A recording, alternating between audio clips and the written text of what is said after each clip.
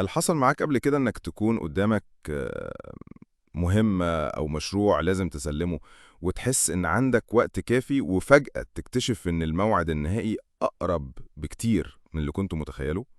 أو بتشوف قائمة مهامك اليومية وتلاقي إنك مش قادر تخلصها وكأنك بتجر نفسك تنجزها بدون أي حماس؟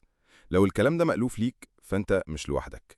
وفي الحقيقة المشكلة دي ليها اسمه التسويف. أنا معاكم في الحلقة الثالثة من سلسلة رحلة التغيير على قناة رشد، ولو لسه مش مشترك يا ريت تشترك دلوقتي عشان توصلك كل الحلقات الجديدة اللي هتساعدك تطور نفسك وتحقق أهدافك. وكمان في بلاي ليست كاملة على القناة فيها كل الحلقات دي عشان تمشي معانا خطوة بخطوة في رحلة التغيير. التسويف مش معناه إنك كسول أو ما عندكش إرادة، لا بالعكس، دي خدعة ذهنية بتخليك تأجل المهام المهمة. مش بس تأجيل، ده كأنك بتحاول تتهرب من المهمة دي وبتلاقي نفسك ألف حجة وحجة إنك مشغول بحاجة تانية. التسويف حاجة كلنا بنمر بيها، بس المشكلة لما يبقى هو المتحكم في وقتك وحياتك. ليه بنسوف؟ في أسباب كتير للتسويف، أهمها تقدير غلط للوقت. ساعات بنفتكر إن المهمة هتاخد وقت أقل من الواقع فبنقول لسه عندي وقت. الانتظار للإلهام، ناس كتير بتستنى اللحظة الصح عشان تبدأ، بس الحقيقة الوقت المناسب ده مش هيجي لوحده أبدا.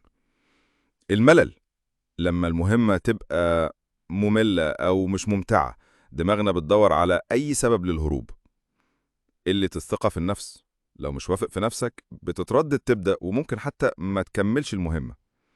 الخوف والقلق، ممكن تأجل حاجات مهمة زي زيارة الدكتور أو فحوصات، وده بيزود القلق والتوتر.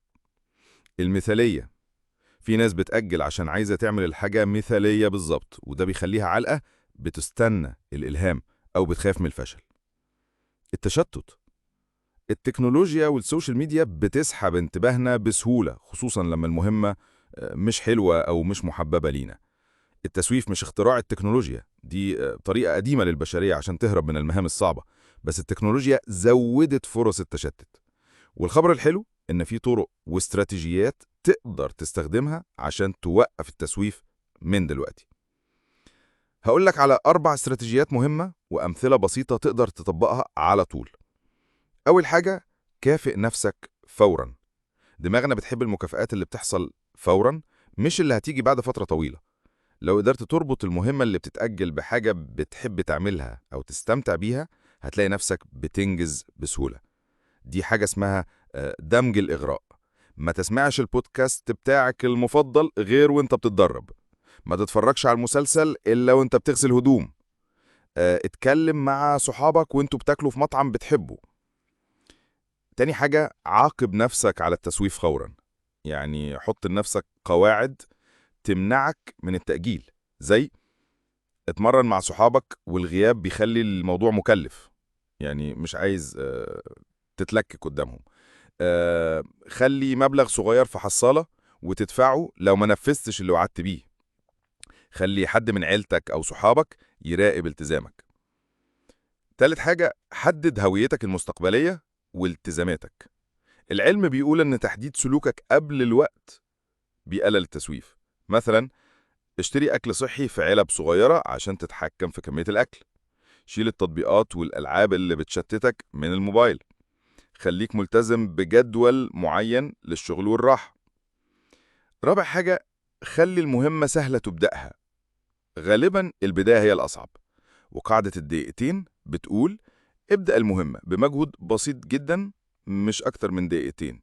لما تبدأ هتحس إنك عايز تكمل. كمان قسم المهام الكبيرة لأجزاء صغيرة عشان تبقى أسهل.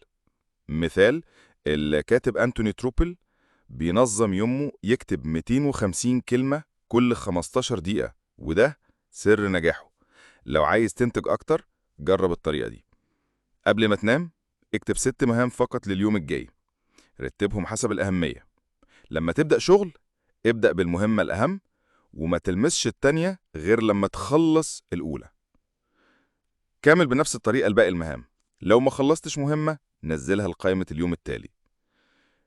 كرر الموضوع ده يوميا. دي كانت الحلقة الثالثة من سلسلة رحلة التغيير. لو لسه مش مشترك في قناة رشد، يا ريت تشترك دلوقتي عشان توصلك كل الحلقات الجديدة اللي هتساعدك تطور نفسك وتحقق أهدافك.